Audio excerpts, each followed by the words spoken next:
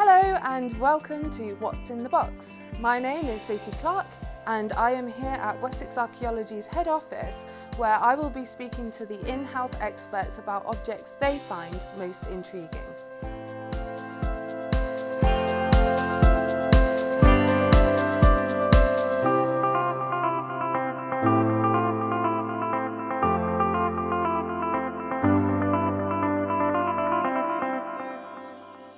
Today I'm joined by Senior Finds Specialist Lorraine Mepham. Hello Lorraine. Hello Sophie, good to see you. You too. What have you brought in today? Well, I think I've got something rather exciting. Okay. Right, I'll just get it out of the box and you can have a look.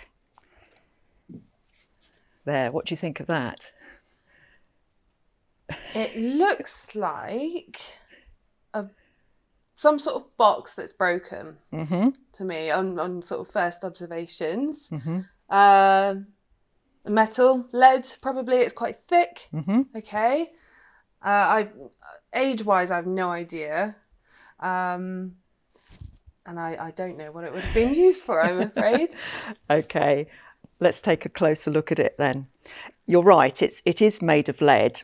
And it's been, as you can see, quite badly damaged down here. But if you look at the other side, I think you can just about make out what shape that reminds you of. What does it remind you of?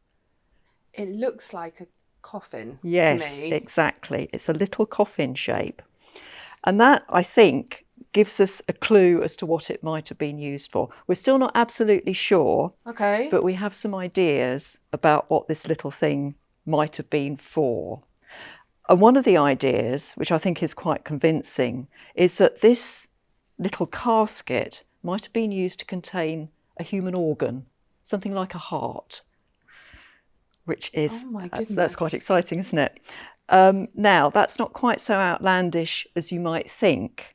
If you think of Thomas Hardy, for example, the poet, his ashes are buried in Westminster Abbey, but his heart is buried in Stinsford in Dorset, where his parents are buried. So there is a tradition of removing organs from people's bodies after they're dead for burial somewhere else. Okay. How old do we think this one might be? Well, that's a good question, because this was found at the bottom of a well, and the well itself is quite modern. The bricks that it was built of are probably from the early 20th century.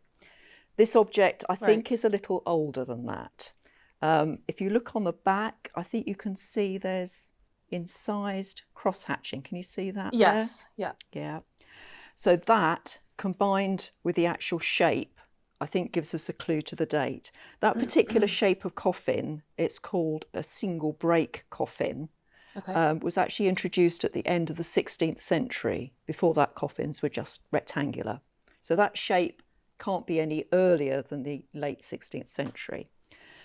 The hatching, we found out, stylistically dates to the 18th century.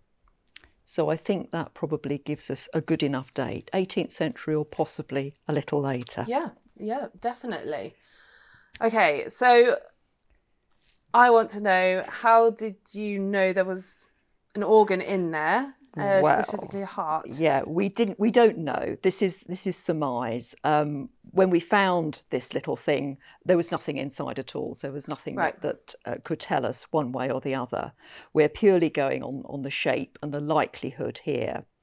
But let's just explore that concept of burying organs separately. Yes. Anyway, it was known during the medieval period, and certainly during the elite, amongst the elite classes of Europe. It was, if not absolutely common, and it was relatively well known as a practice, removing the heart for burial or some other form of curation apart from the body.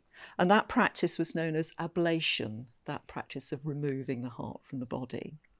So this is known in the medieval period and continues later on as well. Yes. So I'm familiar with I know it sounds typical, but the ancient Egyptians removing organs. Exactly. Yeah, yes. So that's why I was wondering about the heart. I wasn't aware of the ablation. I think a slightly different concept to the Egyptians. This is really, sometimes it's for practical purposes. So if somebody died abroad it might not be practical to bring the whole body back, but you'd bring Okay. part of the body back.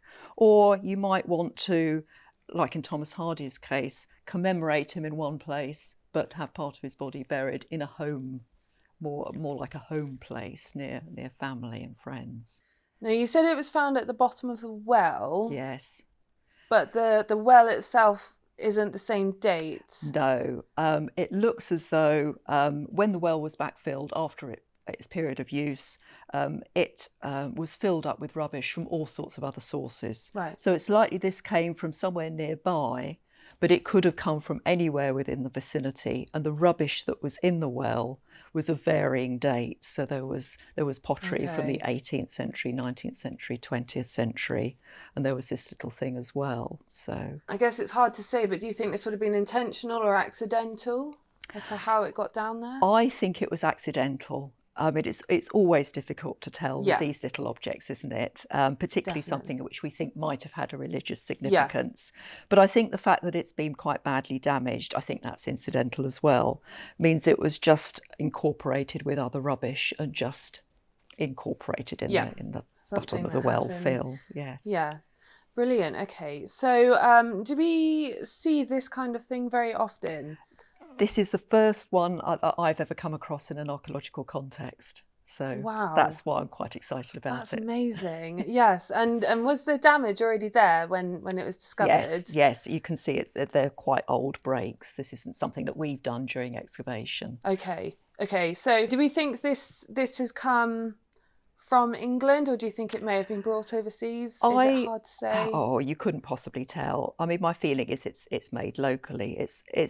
It's fairly crudely made when you look at it. It's not particularly well finished. I think this is something that's been made relatively locally to its use.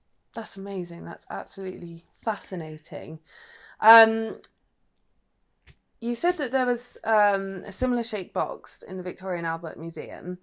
Have you seen any examples of the coffin-shaped box with organs in anywhere else? No, I haven't. Again, I did a little bit of research, and there aren't very many that I could find on a quick search. The ones that I did find did tend to be heart-shaped themselves, and there's one, I think, in the Pitt Rivers Museum in Oxford, which is of a heart shape. But I haven't seen another that's coffin-shaped. Gosh. That's absolutely fascinating. Yes, it's such an unusual object, as I say. It's the first one I've ever come across. Do you think there was a specific reason they would have chosen lead? It's fairly sturdy. It lasts well. You get other forms of funerary furnishing made in lead. It's seen as durable. Yes, that makes sense. Do you think this is a significant object then? Do you think this is this one of the only ones that we have in Britain, or are there other examples? I'd say it's not a common object, but they are known, shall we say. There are a few in museum collections, but otherwise it's not a common thing. So I'd say yes, this is a significant object. That's really interesting. Thank you. I thought you'd be excited by that. Yes, I am, definitely. Good.